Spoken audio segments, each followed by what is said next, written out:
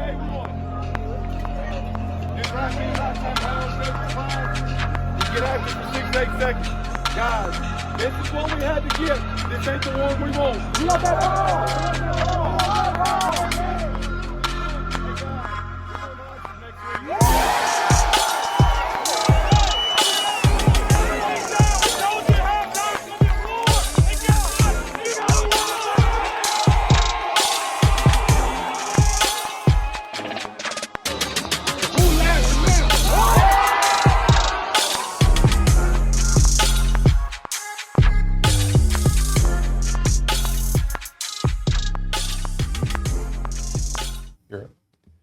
Hello, everyone. Welcome to another episode of the Laurel Leader Call Sports Show. I'm your host, Jack Fairchilds, and I'm joined, as always, by Kevan Lindsey and Josh Guru Nichols.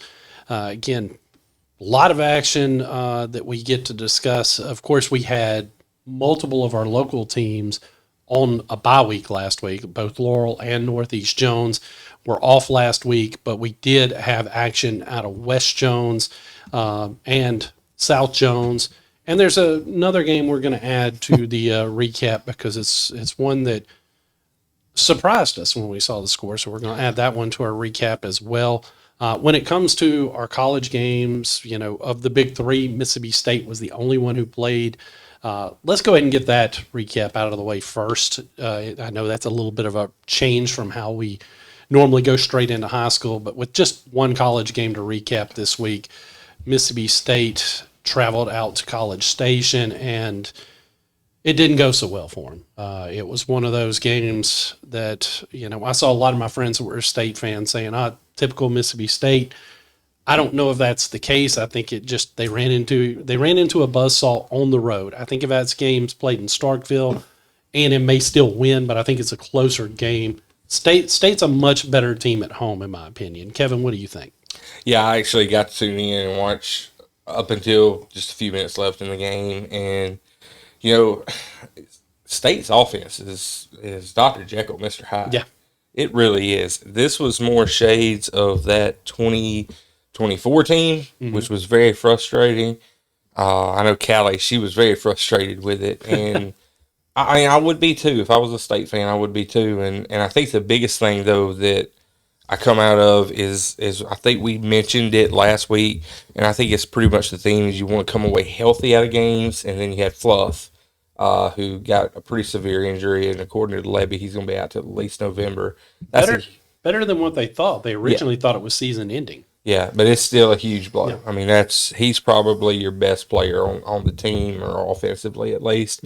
You know, there were times where they had their chances, and I don't know about y'all. I keep going back to is Shaping the guy that you want in this offense.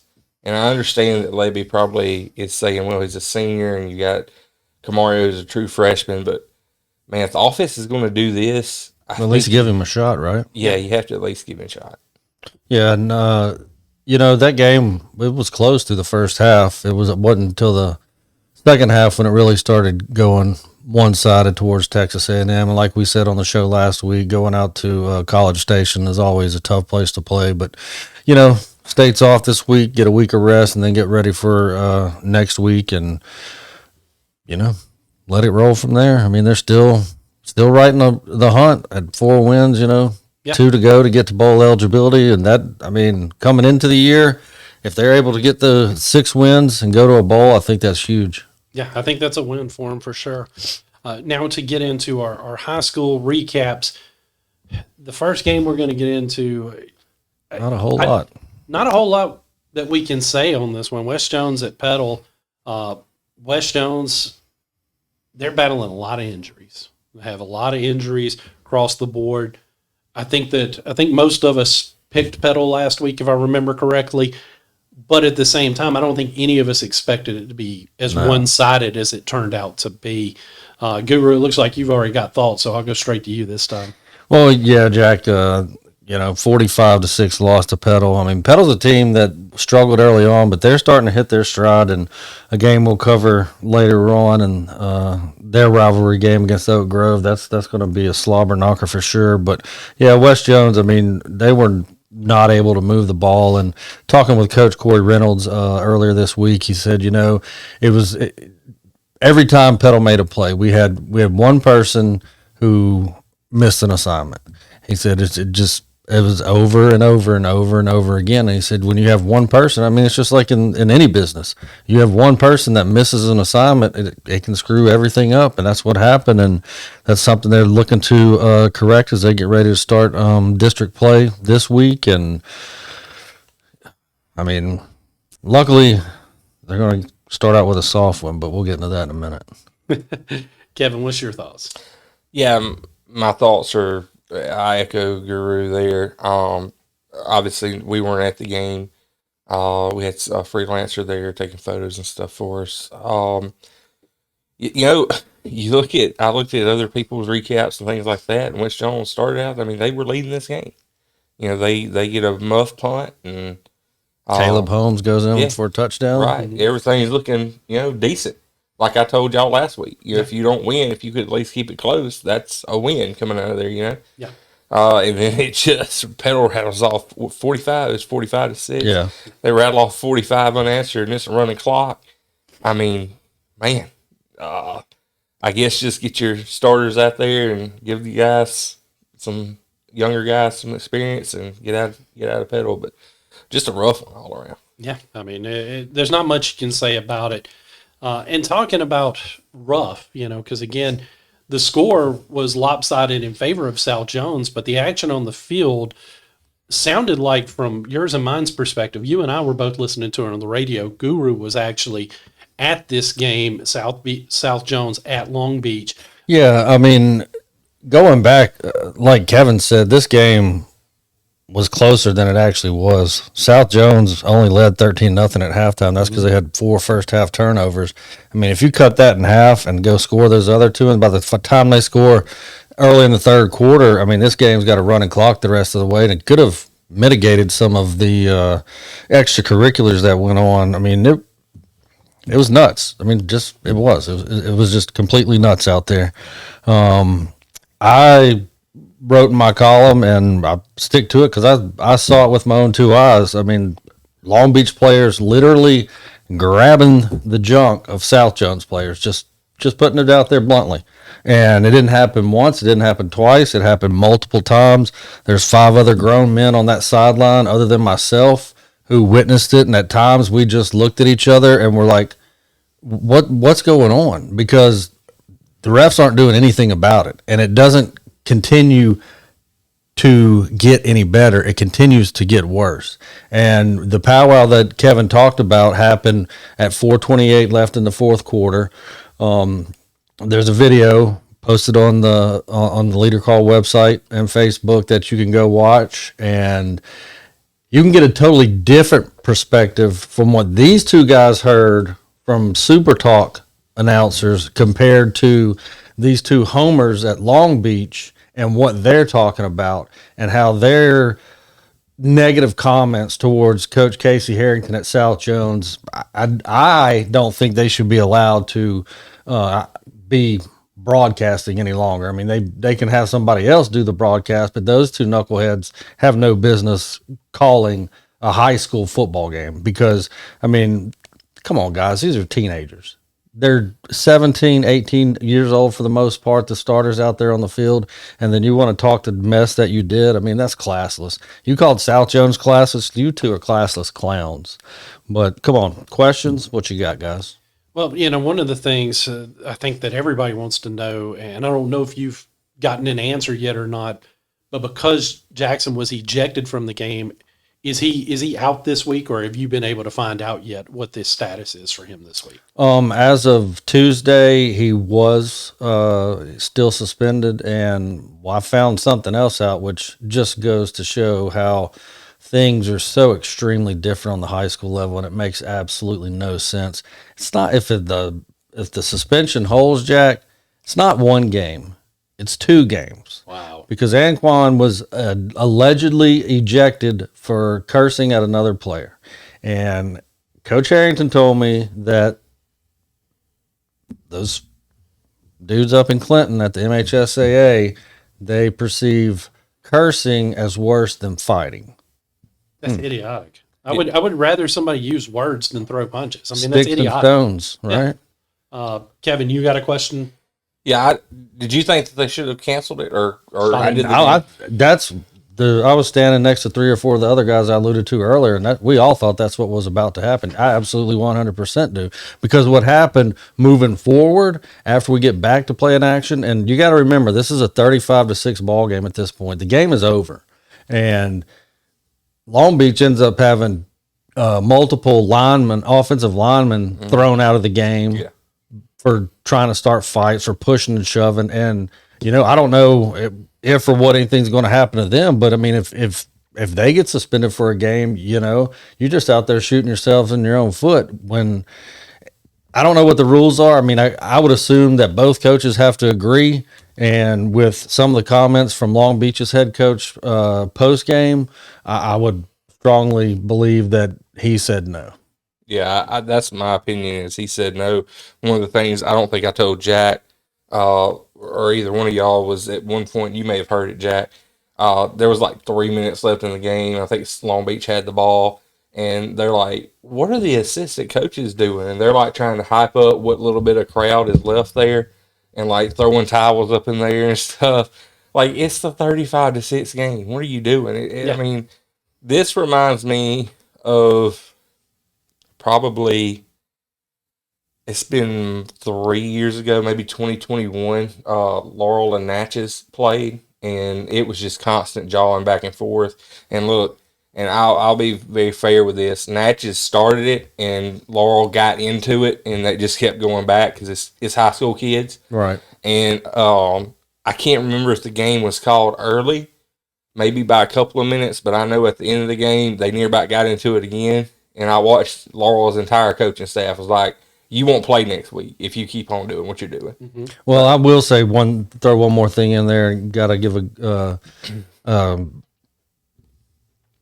shout out to Coach Harrington and his staff. As soon as that game was over, I mean, traditionally we line up at midfield and go, but they were out there and they made a wall of coaches, and they immediately sent our kids from South Jones off to the buses, get them off the field, so you wouldn't have any kind of fracas like the one Kevin alluded to from a few years back. Very, very smart.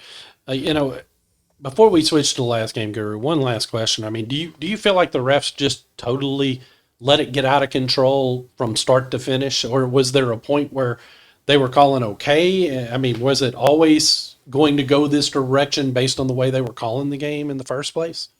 They absolutely, in my opinion, are to blame 100% for what continued, because the first incident happened from where I'm sitting right now to about 5 to 6 feet off to my right, and it involved Anquan, and I watched it, and I saw him get grabbed by his private parts as he's being tackled. And not only that, but the kid that tackled him doesn't just let go. I mean, when I played, if for some reason I thought I had another dude's stuff in my hand, I mean, I've been hit there before.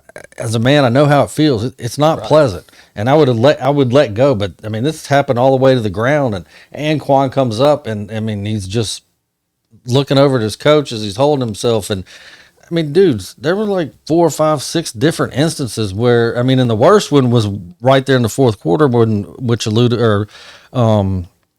was a segue to our 5 to 6 minute stoppage of the game. And this kid that got hurt, I'm not going to put his name out there because I don't want to do that, but he's a very tough, very physical player, and he's on the ground, like on his back for several minutes. He comes up, and I mean, they got his helmet off, and he makes it to his knees, and you know that feeling where it's all up in your stomach, and you're just nauseated, and he's got tears coming down his face, and he's just trying to be able to gain his composure enough to get up and get off the field. And by the time he does get up, I mean, he's limping to the sidelines, and I mean, this is like the at least fifth, maybe sixth time that we've had a stop in action to help a South Jones player off the field. And it's all for the exact same reason. And it's obvious, because if a kid gets up and he's holding himself, you know what happened. You got to be better as a referee. Absolutely. And there's 6 of them out there, And If y'all can see it from the sidelines, one of those refs, probably more than one of those refs, should have been able to see it. absolutely. Again, and I'm sure there'll be more discussion on that game, especially in the future, especially if Jackson's does not have his suspension lifted. I'm sure we'll have more to talk about that soon, but we got to talk about Stringer at Taylorsville. The shocker. I mean, not so much, and yeah, none of us picked Taylorsville to win, but I don't think the shocker's the fact that Taylorsville won. It's how they won. The fact that this was Emphatic. a domination. And again, when's the last time Stringer beat Taylorsville? 1989. I mean, so again, I guess it's in their head apparently. And Taylorsville, who has not looked like the Taylorsville of old all season, they found that Tartar spirit on Friday night for sure. And I know when I saw the scores, I first thought that They had it flipped. yeah, I thought it was wrong. And then you see the next quarter update, and you're like, nope, they ain't got it wrong, or they're still getting it wrong. Kevin, again, this one shocked all three of us. Tell me what you thought. Yeah, it was. I actually was at Stringer the night before, talking with people and talking with the coaching staff, and they all kind of felt good about it. We weren't taking anything away from Taylorsville. Let me just be clear, No. okay? Nobody was taking anything away from Taylorsville, but they were like, well, we feel pretty good about it, and feel good about going over there. We think it should be a competitive game either way.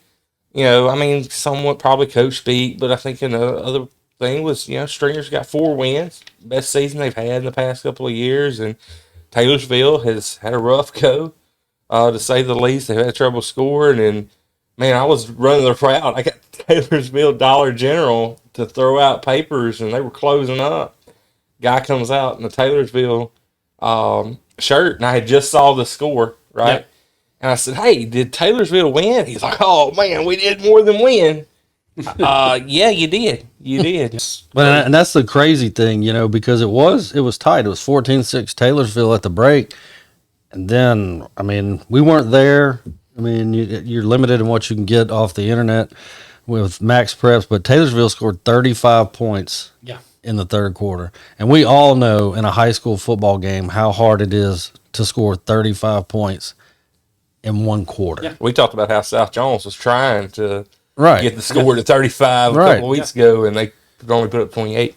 And Taylorsville does it in one quarter. It was a shock when I heard it on the post game scoreboard show on Super Talk, and I was like, "What? Yeah.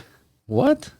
Yeah, that's hey, congratulations, Taylorsville. You maybe they were motivated after watching our show because they came out motivated for sure. Let's get into our previews now. And first up, we've got Old Brook at Laurel. Laurel, of course, off to a rough start. They're playing Old Brook, who is a team that we know is usually the big dog in this region. They're the team to beat without a doubt. Laurel's at home, and they coming off of a bye week. I know, speaking with Coach Ernest, I know that they're hopeful that playing the tougher opponents is going to be beneficial for them as they start region play. Again, it's going to be a tall order, even at home, because this is a really, really solid team in Old Brook. Kevin, what do you think of this game? Yeah, this is going to tell us a lot about what Laurel's season is truly going to be. We've talked about it week after week after week, and this is the time where we're going to find out who they are. I don't know any other way to say it. We've talked about them playing larger schools, and we've seen them get demolished by Oak Grove.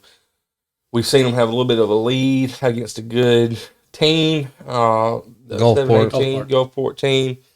We've seen them play West Jones close, or at least I did. This is where we're going to find out, can they hang in 5A football. Brookhaven is typically, and I've always kind of agreed with this. I had Marcus Boyles tell me a few years ago, either Brookhaven is going to be really, really, really good, or they're not. And this is one of those years where I think that they're pretty good. Yeah. So, yeah, I'm interested to see what Laurel is going to be able to do. If they win this game, I think that the tide's turning for them. They lose this game, man, could be back-to-back years without going to the playoffs. I'm just going to be honest. Yeah, and Old Brook's the defending region champions, and Coach Harrington said, until somebody knocks them off, they're still the champs. And this is like Kevin said, it's kind of a get right game for Laurel. I think there's a couple of other teams in their region that they'd rather be playing this week, but you got to know where you stand. And I will say, and it's something that we talked about before with Laurel and other schools, like we talked about earlier, West Jones Petal last week. If Laurel's able to go out there and play their best game of the year, and for whatever reason comes up a few points short on the scoreboard, this could still be a moral victory. A loss in this game doesn't necessarily, torpedo the season. But now if Old Brook comes in there and just whitewashes them, it would not look very good for Laurel going the rest of the way. I just think I really do. I don't want to harshly disagree. I just think, man, I think it's a put up or shut up game. It's 0-6 at some point gets into, because they're 0-5 now. If they hit 0-6 and lose that first region game, I see where you're coming from, but I also see where Kevin's coming from, because 0-6 starts to get in your head at that point. I don't know if 0-5's already in their head. Coach Ernest seems to think it's not. So we'll see, and we'll get to our predictions on that game here momentarily. Now we see West Jones hoping to rebound at George County. George County is down this year. They're not as strong. They're 2-3, I think, on the season. So they're not as strong as they've been in past years, but you're still having to go there, which is never an easy place to play. Kevin, what do you see as the keys in this game? I do think this is a get-back game for West Jones. I don't want to just go out and reveal who I'm picking, but I think Petal is legit. I think that they have righted the ship, and I think when come late November, you're going to see Petal right in the thick of it. And so, I think that this probably is a little concerning. Obviously, it's a little concerning for West Jones from what happened to Petal. But I think that this is what you said. This is an opponent that you probably want to see going into this year. Absolutely. I think that's kind of where I'm at with West Jones. I agree totally. Coming out of non-district play, West Jones is 4-2. Going on the road will present a bit of a challenge. George County is not an easy place to play. Coach Reynolds even said that they're kind of a school similar to West Jones in the fact that they have a strong fan base. They get out there, they're loud, they're going to be out there supporting their guys through thick and thin. And it's like Kevin said, it's a get right game. I mean, if for some reason West Jones goes down there and loses to the Rebels, this could not fare very well for them. It could. I mean, hopefully that's not the case. Next, we've got Northeast Jones coming off their bye, traveling to Van Cleve. Van Cleve, they're a team that I think they're 2-3 as well. So, but they're a running team. You know what you're going to expect out of them. Yeah, this game might take an hour and a half. Yeah, talking to Coach Milner, they still weren't sure on the status of starting quarterback. Thank you.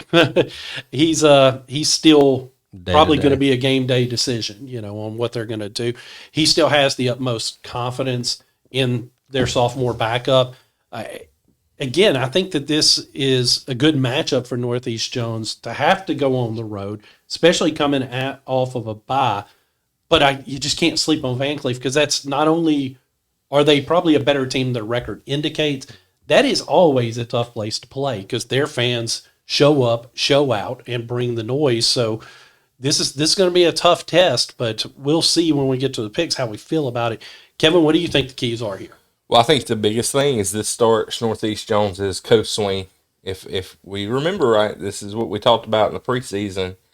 Northeast Jones will travel arguably the most this year, I think, out of any county team, because they have to make that coast swing to Stone, or they play Stone, East Central. They do play Purvis at the end of the year, but this is one of those games. I'm sorry, I'm looking at Van Cleve's schedule. I'm so sorry. No, you're good. It's at Van Cleve, home to East Central, at Purvis. Yeah, there you go. They get home, Stone at home. So next year's the year is going to be crappy. Yeah, but still, this year they do make their coast swing. I was looking at Van Cleve's schedule because I wanted to point something out to you guys. We heard about the thriller at Forest County and Moss Point. Oh, goodness. Van Cleve has played both of those teams. They lost to Forest County Ag 19-21, 21-19, but they did beat Moss Point 69-18. Wow. So talking about Dr. Jekyll, Mr. Hyde there, this is going to be a tough one, I think. I'm kind of like Guru. This one could be over with an hour and a half, depending on if the referees want to get in the game or not. But this is one where I think this is big for Northeast Jones. Starting out district play, you want to get on the right foot. If they come out there and dominate this one, Northeast Jones, I think, can say, okay, we've got a little bit easier path now in district, and to take that one. Yeah, I think, one of the longer road trips the Tigers going to take this year. Jack has said it already. It's going to be a raucous environment, because regardless of what has happened up to this point, you can throw records out the door. And that's why I go back, and when I said what I did about Laurel is because of that. Because what happened before in the records, I mean, we're not NFL, we're not college football. Records mean absolutely nothing at this point. And what happens here for all four of our local schools is the biggest game that they have played thus far this season. The right in county rivalry games mean nothing. Only one will actually hold a very strong bearing at the end of the year. But every one of them has a chance to be 1-0 in their district, and that would be huge for all of them because they only have 5 games left to play, and those 5 games will determine where they will be come November. On the field or on the couch. Fair enough. And that brings us to our last preview game, which is our game of the week this week. Summerall at South Jones. South Jones, of course, is undefeated coming into this game. Summerall is 5-1. This is going to be slobber knocker. Yeah, a gut check. The biggest question marks probably going into the game, of course, is the status of Jackson, as we already talked about in the last game.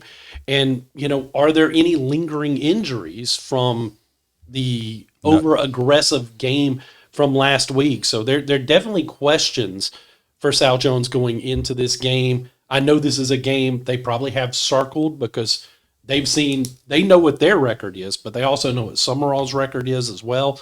I think this is going to be a matchup, and this is the one Guru's getting to cover. So Kevin, I'll go to you first. I think you're actually going to both home games on Friday night. So tell me what you think the keys to this game are. I'm excited for this game. Honestly, Summerall's turnaround has been unreal.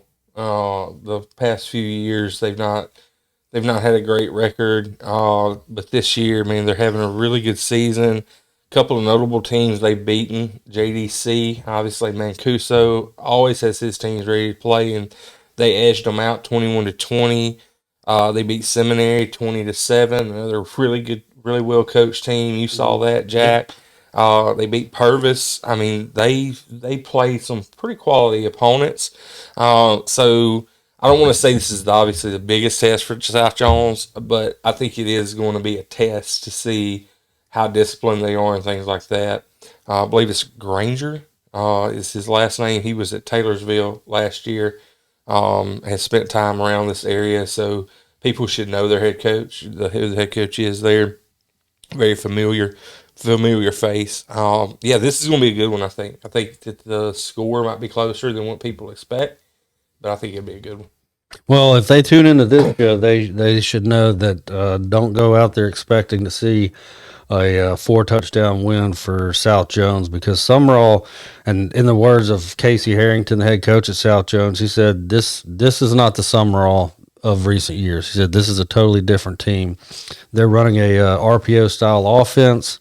He said their quarterback is a great game manager and makes good decisions when to throw it, when to hand it off, or when to just tuck it and run. He's going to create some problems for South Jones.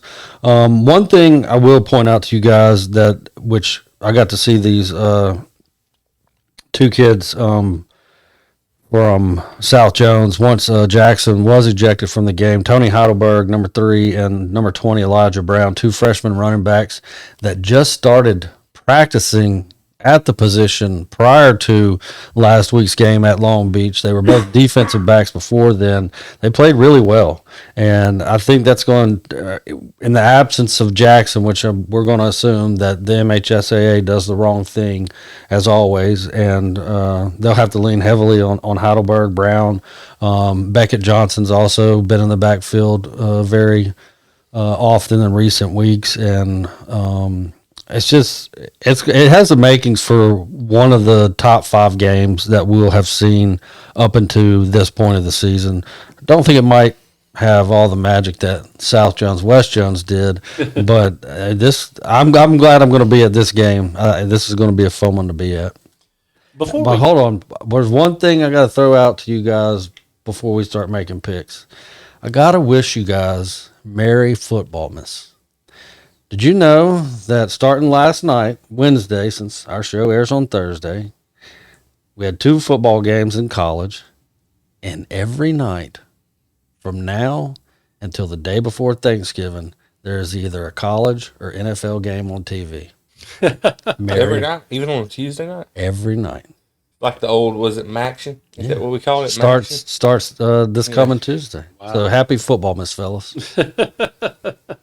Goodness. Well, before we get to the picks, because Kevin brought up that epic 5 overtime clash between Forest Agricultural and Moss Point. For those of you that don't know what he's talking about, that game was won 6-0 by Forest Ag in 5 overtimes.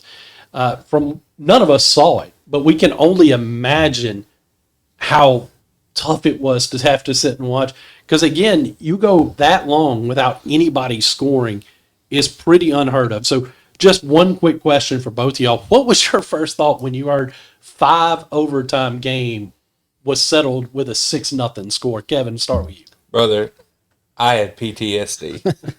Let me tell you, my first year as a full-time sports editor after freelancing and things like that, I went and covered PCS, and I can't even remember who they were playing now. It's some academy school, and it was my first time ever going to PCS, and that game ended in a 3-0 game, and their kicker hit a 48-yard field goal. He had never even attempted a field goal over 40 yards. Yeah. And they were just trying to get out of there with a win. Time running out, he kicks a 48-yard field goal.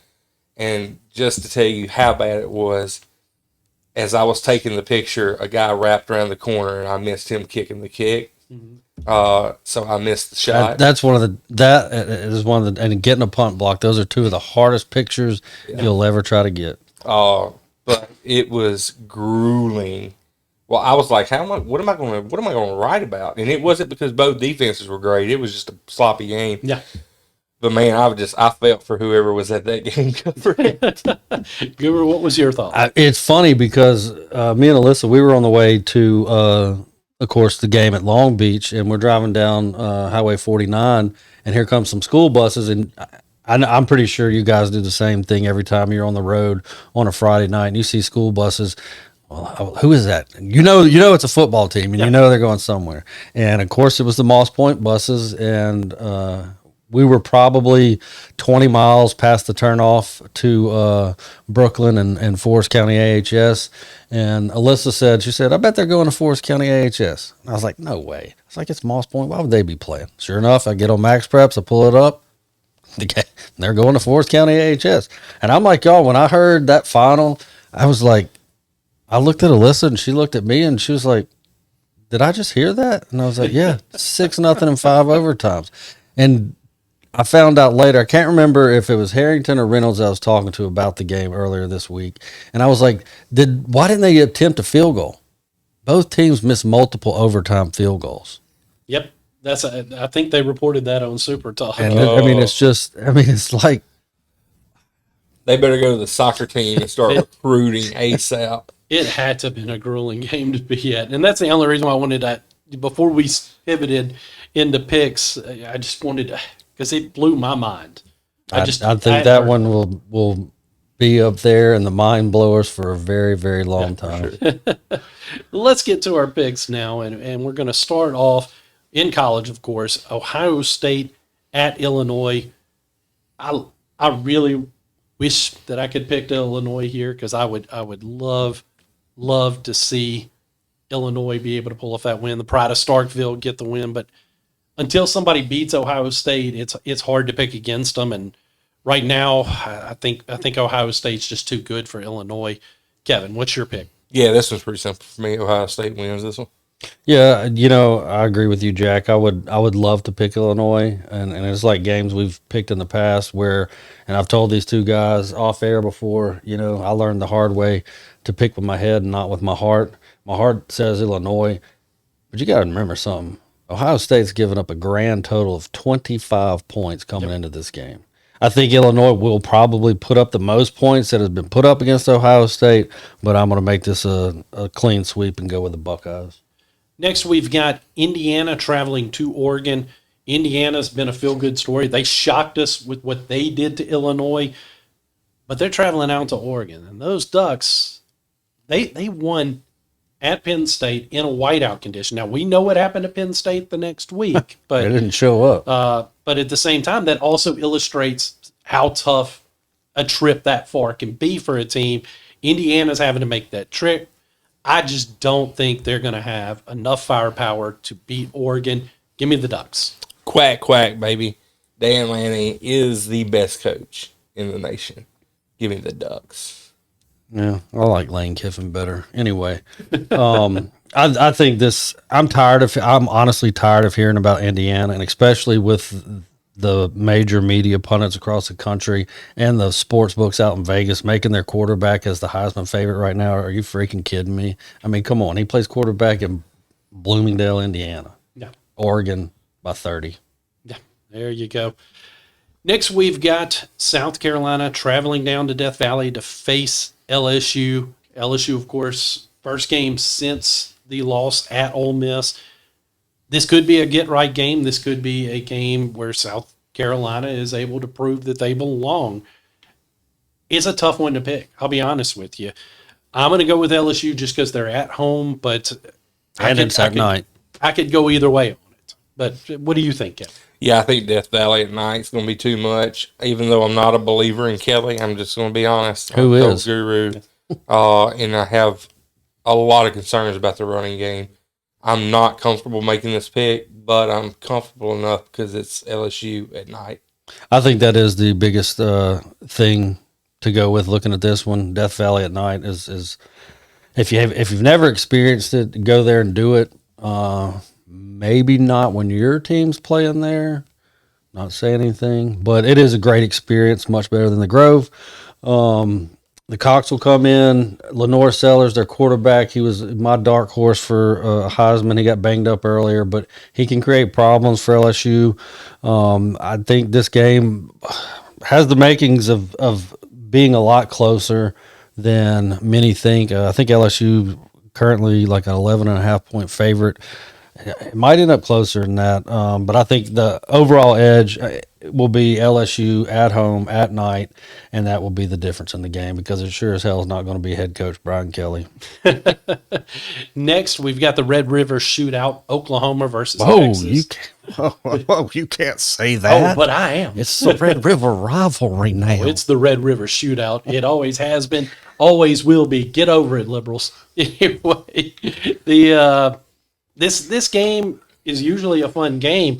Not only that, this game has for years been one of the craziest. Yeah. One of the craziest where you look at it and say, there's no way they win. And then they win. Yeah. Doesn't mean to cut you off, but you got me excited when you said that because I'm just flashing back to over the last decade where anything can happen in this one.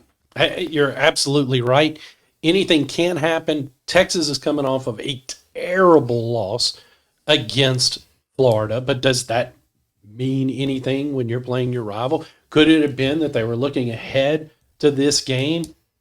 Oklahoma's looked good this year. Give me Oklahoma. I'm going with the Sooners in this game. Yeah, the defensive front for Oklahoma is unreal. Experienced that a couple of weeks ago with my team, and the fact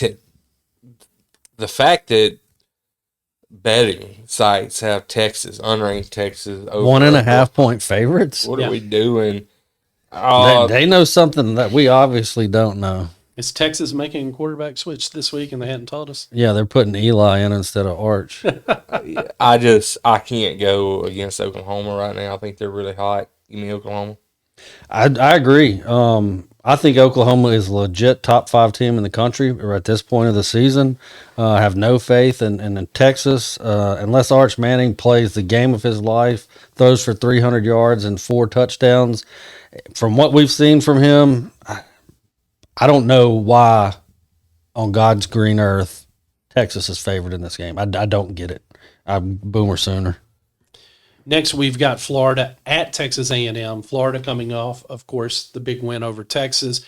And this seems to be the story for Florida every year, that they start off cold. Billy Napier's about to get fired. Then he gets hot, saves his job, and rinse, repeat, do again next year. Sadly, I don't think that last week's win is an indicator that Florida's back. They're going on the road to Texas A&M, who I know Kevin has said in the past he doesn't believe in. I don't know that I'm willing to anoint them as somebody I truly believe in, but they got my attention. So give me Texas A&M. Yeah, I don't believe in Texas A&M at all, but I also don't believe in Sunbelt Billy. Give me the Aggies in the 12th man. I like that. This is the game where, for Florida, you were all the way up here after your home win over a nationally ranked Texas team, and there's only one way to go. And when they go to Aggie land, they're going to find out quickly, hardly, and all night. All Aggies, all the way. Gig 'em. Next, we've got Georgia at Auburn. Georgia, of course, coming off of that loss to Alabama. That none of us picked Bama last week, right? Or did somebody pick Bama? I don't remember. No, because I think it was Vandy. I think no. Well, yeah, last week was. He was talking about the Georgia Bama game. Yeah, the Georgia. We Bama all game. picked Georgia because Georgia was off last. Or did they play last week? Did I get They that were wrong? off, I think. Right? They were off. Yeah, so this is their first game since that loss. They're traveling to Auburn, and it's going to be. Auburn's been another one of those teams that you just. Are they good? Are they bad? Are they in the middle? We honestly don't know. And because of that, I think Georgia's they had a week off. They had a week to recover from that blasting Alabama gave them. So give me the Bulldogs to rebound at Auburn. Yeah, I don't know. I feel like Auburn will get up for this game, and there's just something funky whenever rivals come and play at Georgia. Especially these two. Yeah, it's just funky stuff happens, but I just want to see, it's very similar to LSU. I want to see a better running game from Auburn.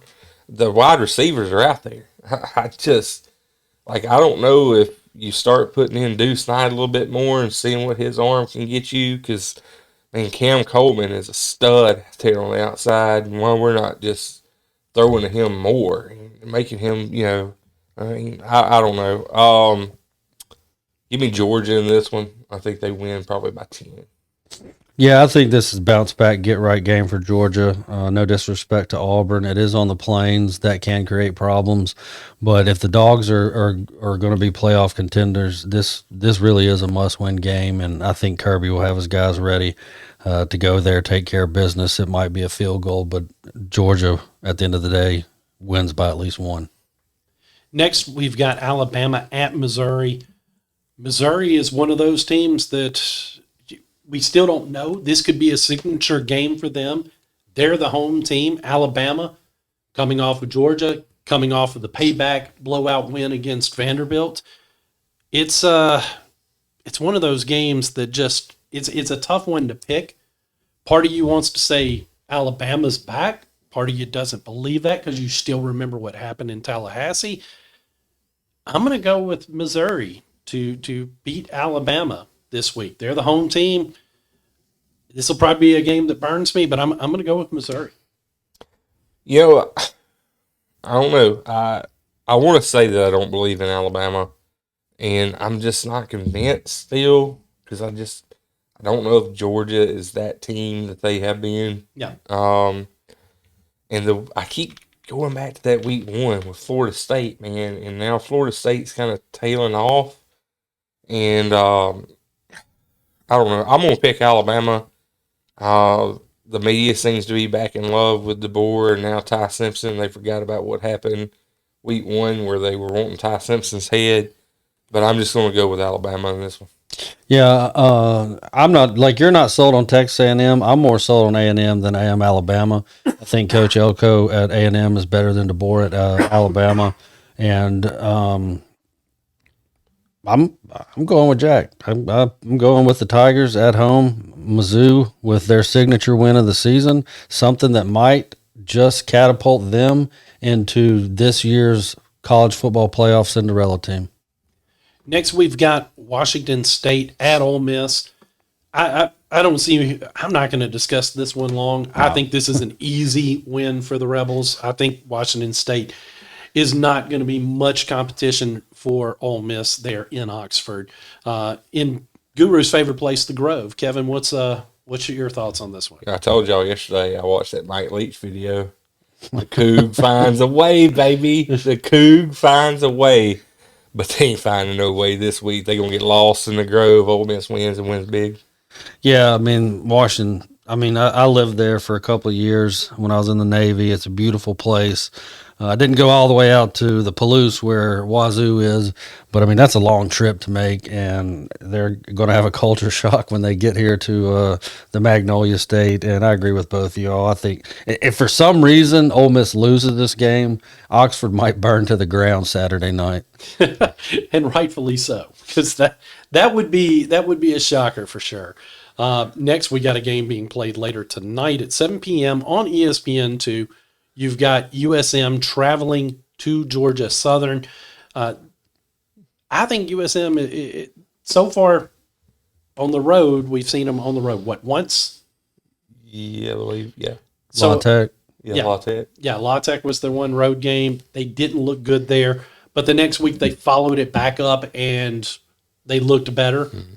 I think that I believe in Coach Huff, and I think because of that, I think USM gets the conference win. So give me the Golden Eagles in this one. Yeah, I want to pick Southern Miss, and I will pick Southern. I just want to. I hope that they have a better away mentality than what they did against La Tech. I guess that's the best way to put it. I want to see them clean up some things because everything's good at home, but like we've talked about with high school teams having to travel, even though it's a couple hours away, everything changes, and it's a Thursday night game. Yep. And things change, your entire schedule changes. So this will be a test to see if how well they can prepare on the road in adverse conditions. At least they had the bye last week before having to play on a Thursday, right. So that does help. Yeah. Guru? If I'm not mistaken, I'm pretty sure I wrote the preview for Southern Miss in our kickoff college and high school football preview magazine, and I'm almost certain this is the game I circled as their key game, and it being number one because it's their first conference road game. Number two, Coach Huff had experience there. He took Marshall there last year, and they actually got knocked off. I think it was by 1 point to Georgia Southern. So I look for Coach Huff at being able to use that experience, the former Marshall players that he brought with him to Hattiesburg to be able to, let the other guys know. And I think this is the game where Southern Miss goes out to make a statement and the Thundering Eagles get the win and they move up and start working their way towards fighting for a spot in the Sun Belt Championship game. It'll be nice. Before we get to the high school picks, I'm going to go ahead and insert the wild card question right here. And it's because it ties more to college. Last week, Notre Dame played Boise State, and they broke out the green jerseys. And the green jerseys traditionally have meant something. They were usually held for big games. And I guess my question to you, if you're going to have a jersey that signifies a big game and something that's supposed to motivate you, should you wear it against a Boise State team that you're favored by 2 scores against anyway? Does that just completely kill the appeal? I mean, it'd be like Penn State having a whiteout game against Toledo. I mean, it made no sense to me that this was the green jersey game. Kevin, what do you make of it? I don't know what you're talking about. We don't do. All right, Kevin's muted again, so he likes to do that every week. He likes to figure out a way to make me push that mute button. I think that if they would have been playing at Boise, the green jerseys on the blue turf would have been pretty cool. Yeah. But no, I agree with you. I mean, LSU wears purple for one home game a year, and it's their first non-conference home, usually a non-SEC game. So, but there's a rhyme, there's a reason, and it doesn't matter who the opponent is. They wear that purple jersey just to respect tradition and history at LSU. And I agree with you. I think wearing those green jerseys for a game save that for a rival. Yeah. Save that for one of the bigger games of the year. I mean, like you were talking about with Penn State and what's become tradition there in their whiteout. They use it against Oregon. That makes sense. They used it against Ohio State the year before. Exactly. I mean, that's the tradition of the green jersey. I mean, they've worn it against USC. They worn it against Michigan, I believe. They wore it against Ohio State a few years ago. And it's just, to me, it's a cool tradition that has been cheapened by uniform manufacturers. And I think we're going to see more and more of that in college football, where some of these great traditions get wasted because, to me, you don't have to wear the green jersey every year. If you don't have that marquee home game, you don't have to wear it. But Under Armour is going to tell you have to. And that's true for Notre Dame, and that's true for other teams. Kevin, I know we messed with you and muted, but I mean, what do you think on that? Don't you agree that tradition should matter and it should be upheld? I do agree that tradition should matter, and that's why I'm a fan of Auburn not going away and wearing something crazy like orange jerseys to get people hyped and all of that. I just think that it's crazy that you got to wear green jerseys or purple jerseys or Black jersey. You got to do black jerseys. Says the guy that is all over Dan Lanning in Oregon, who has 412 different combinations of uniforms, including their Oregon was helmets. doing that before Dan Lanning, though. You just totally went against what you said. No. All jokes aside, I do think it's cool. I wish Auburn would do something. They've done the ice out game this year. Mm-hmm. But I mean, it really, they changed, I think, their pants combo. I think that's pretty much it. You know, Alabama fans had a stroke whenever they put a Nike logo on the helmet. You know, I don't care. I do love Oregon's uniforms and stuff like that. I wish they'd bring back the metallic silvers. I don't know if y'all remember those. Oh, I do. Yeah. Those were really cool. But yeah, I don't understand why. I didn't even know that. I didn't even know Notre Dame broke out their green jerseys for Boise State. I know. And why would you? You weren't watching, so why would you know? Because you wouldn't expect that to be the game. Crazy. Well, let's get into our picks for our high school teams. We're starting this week with Hattiesburg at Jim Hill. This is being played tonight here on Thursday night. Jim Hill enters this game 1-5. I think Hattiesburg's going to take care of business. Give me the Tigers. Yeah, huge rivalry game for the Hattiesburg Tigers. They should get up for this game, and Hattiesburg rolls. I think Hattiesburg could probably take their JV team up there to Jackson. This is not a very good Jim Hill team. Hattiesburg, big. Next, we've got Enterprise at Bay Springs. Give me Bay Springs. Clark! Bay Springs rolls in this game. This game will be over with by 8:30. My girl's having to do the tickets at the game. She's like, I don't want to stay there at 10. I'm like, baby, you going to be out of that game by 8:30 probably. Be back at the crib by 9. Yeah. Yeah, Bay Springs, big. Next, we've got Collins at Perry Central. Collins being 1-5. Give me Perry Central on this one. This is actually, surprisingly, no joke, this is actually a pretty nice little rivalry game. Collins and Perry Central, both teams have been good. Sometimes neither team is good. Like this this is one year. of those, this is one of those years where neither team is pretty good. But I'm gonna take Perry Central on this one. God dang it. I was hoping y'all were both going to pick Collins and I could steal another one. It's a clean sweep. I mean, both of them are 1-5, but if you look at the opponents, who they've beaten, the scores of the other games, I mean, I just took that into consideration, and I'll make it Perry Central as well. I'm wondering if we'll be another clean sweep in this one before we get to one where we possibly have some disagreement.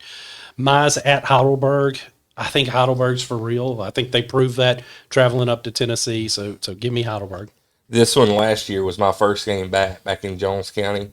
I went and traveled over 2 miles to cover this game, and apparently there had been a lot of trash talking, and Heidelberg blanked them. I think it was 52-0, and the team almost carried me to the end zone to take a picture in front of the scoreboard. And I think it will be much of the same this year. Heidelberg beats Mize. Oilers all the way. This next matchup, this is one we've already teased when we were talking about doing our recap of West Jones at Petal at Oak Grove. Man, these are 2 really good teams. And if you look at my sheet, this is the only one I don't have a line under because I wasn't sure which direction I was going to go in picking this game. But I think I'm going with the home team. Oak Grove has played some really tough competition. Not saying Petal hasn't. I do. If this game was at Petal, I may be picking a different way, but it's at Oak Grove, so give me the Warriors. This one could very well be a playoff rematch. Looking at it, some of the most fun times I've had is covering this rivalry. I think I'm going to go Oak Grove just because it's at Oak Grove and everybody's going to be there and going crazy. Did it again. So, man, if you're a fan of Collins, Mize, Petal, you might feel better knowing that we're given the dreaded everyone picked the same pick here. So next we've got PCS at Greene County. Give me PCS in this one. I know they've played pretty well this year in their step up to public school. I think they continue. So give me PCS in this one. Yeah, I'm going to take PCS in this one, going over to Greene County. Thank God. Finally. If they were playing in Hattiesburg, I would probably lean with you guys, but since they're going on the road to Greene County, not an easy place to play. Yeah. Another team that I've been told kind of plays like Long Beach, so wear your cups, PCS, give me Greene County. Next, we've got Forest at Raleigh. Forest is, where my father graduated high school from. But sorry, Dad, I just can't pick them. I'm going with Raleigh in this one. This is actually, I think, going to be a really good first test for Raleigh in district play, on their level. Forest comes in this one, if I'm not mistaken. I did write the preview, but I think they're 5-1 also. You're correct. This is going to be a really good test, but I think Raleigh takes this one probably 10 to 14 points, I would assume. Yeah, regardless if Forest is 5-1 or 6-0 or 0-6, Raleigh wins going away. And that could be one of those that you would flip if it was played in Forest instead. But not me. Being at Raleigh, I think Raleigh's a little bit better tested too. So next we've got Stringer at Wayne Academy. Goodness, after last week, do I really want to pick Stringer again? Because, but I am, because I don't think that Wayne Academy is. I mean, we've just seen them not look good this year. I think Stringer's a much better team than what they showed last week. I think they go to Wayne Academy and they get the win. I'm going to tell you, boys, I don't live far from Stringer, and I thought I heard them out there practicing at 2 o'clock in the morning. I think they have been whooped this week. I'm going to pick Stringer, but, hey, underlying thing, Breland versus Brady. That could be interesting. You did it. I was going to go there, too. Yeah, I think that's the most intriguing thing about this game. Stringer head coach Dan Brady, Wayne Academy head coach Todd Breland going head-to-head. But, yeah, I mean, we've seen Wayne County up and down, and I know Stringer's been a little bit up and down, but at the end, I think the Devils go in and take care of the Jags.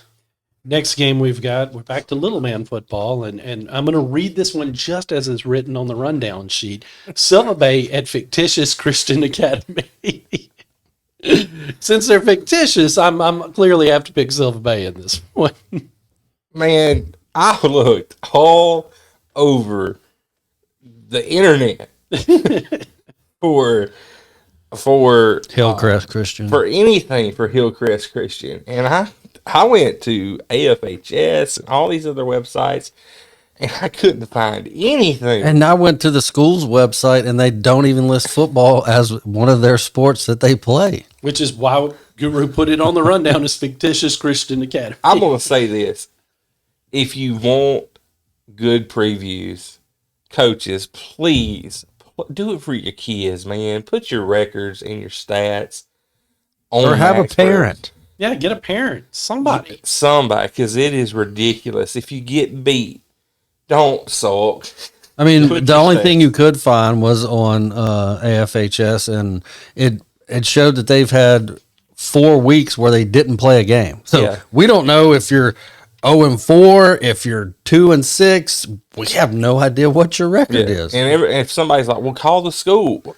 Go on their website, brother. It's kind of crazy. I didn't know if I was going to call Mississippi or California. It's fair. Silver Bay. Yeah, all that to say, 3-way Silver Bay. Next, we got Taylorsville at Resurrection.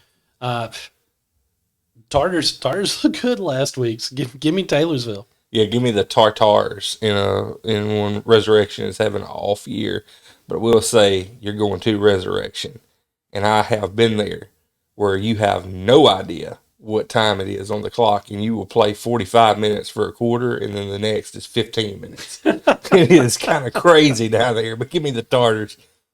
Yeah, this could be saucy, but I'll take the Tartars as well. Yeah, that's Resurrection may get that win because we're a clean sweep again. Next, we got Wayne County traveling to Stone. Give me Wayne County in this one. I think they'll go to Stone and get a win. I know they've not been stellar this year, but they looked good against West Jones. So give me Wayne County, not Wayne Academy in this. Hey, so as you saw in the earlier in the podcast, we had some audio issues. Basically, we use a separate soundboard for all of this and whatnot, and OBS was not picking up my mic whenever it would go to this camera, which is just a new feature that we're trying to add to make the podcast a little bit more dynamic and things like that. But I hope that we figure it out and we get it all ready. It was just a issue that we ran into this week. Anyway, in this one, the guys thought it was funny, so I decided to re-record this. It's the pick of Stone in Wayne County, and I'm actually looking at this now because I'm up here by myself. Wayne County travels to Stone. I'm picking Stone in this one.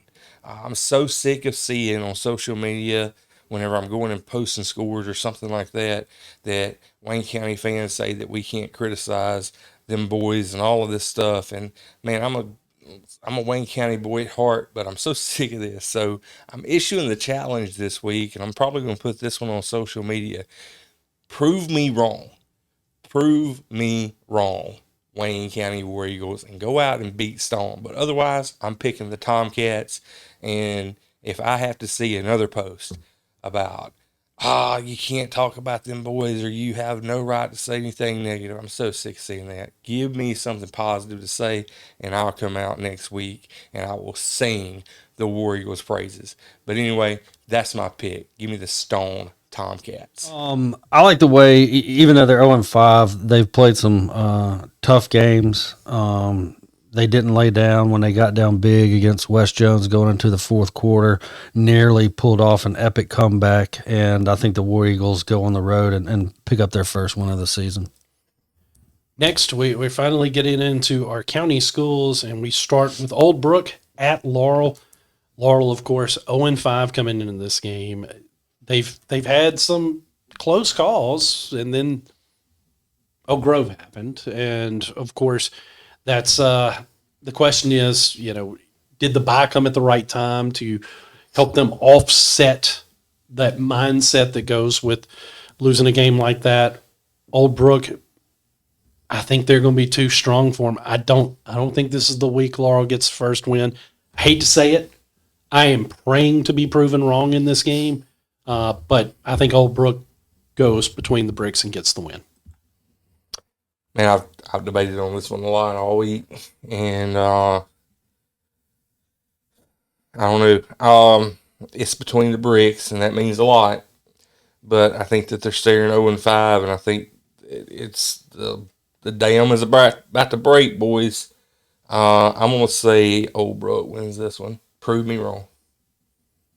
Good thing is that it is between the bricks. The Tornadoes coming off a bye week. Old Brook started 3-0 and have dropped 2 straight. And I'll be the first to sit here and tell you they're about to drop 3 straight because the Tornadoes going to get the victory at home for the first win of the season, which is going to propel them on a run of sorts, and we'll see how long that run lasts. I am hoping that Guru is right and that we are wrong in that one because, man, I want to see those kids get that win and get competitive for sure. Next, we've got West Jones at George County. George County comes into the game. They've not been as good this season as they have been in the past, but it's still a tough place to play. But as Kevin said earlier, I think this is a get-right game for West Jones. Give me the Mustangs to win this one. Yeah, I'm going to go with West Jones in this one. People are rumbling again on social media. The Mustang logo's back, but now they're complaining about the defense. What you should be looking at is Caleb Holmes. I think he's going to have a big night against George County, and they're going to roll. Yeah, the way South Jones was able to move the ball on the ground against Jones County, that does set up very well for Caleb Holmes. And I agree, this is a get-right, get-back game. I've watched West Jones against South Jones. I watched South Jones against George County. Coach Reynolds did tell me, he said, George County is not the same team that they were when they played South Jones. He said they're getting a lot better, but I don't think they're on the level of West Jones, and I think the Mustangs go down and take care of business.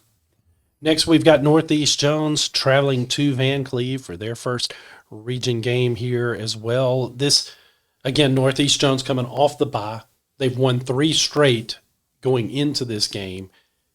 The hope is that Coach Milner has them having turned the corner. But the big question mark's who's going to be playing quarterback on Friday night. I don't think it's going to matter. I think Northeast Jones goes down there. They win this one, but it's going to be close. I think Northeast Jones is going to win this game. This is one where I'm looking at. I'm thinking it's going to be kind of like Newton County and Northeast Jones. You keep stealing my thunder every Sorry, time. man. Sorry. I think it's going to be very similar to that. Northeast Jones cannot start slow. They got to get in there and punch them in the mouth because you'll look up with the way Van Cleve runs the ball and the game will be half over and you're down by 7 or 10 and you're like, how many more possessions am I going to get? Right. And you don't want to do that with a sophomore quarterback under center. Yeah, I agree. I think this is going to be what some would deem an ugly football game. I mean, I could see both teams scoring less than 14 points. It's going to be a close game.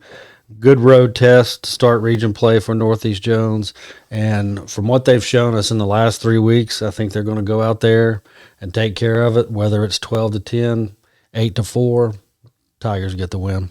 So, Kevin, did you pick Northeast Jones? Yeah, Northeast Jones. Thanks. Next, we've got our game of the week, Summerall at South Jones. Undefeated South Jones, 5-1 Summerall, 2 outstanding teams. This is going to be a fun game. I agree with Guru. It's maybe not on the level of West because how can you copy the intensity of an inter-county rivalry? But I do think that this game is going to be close. I think it's going to be a hard-fought game.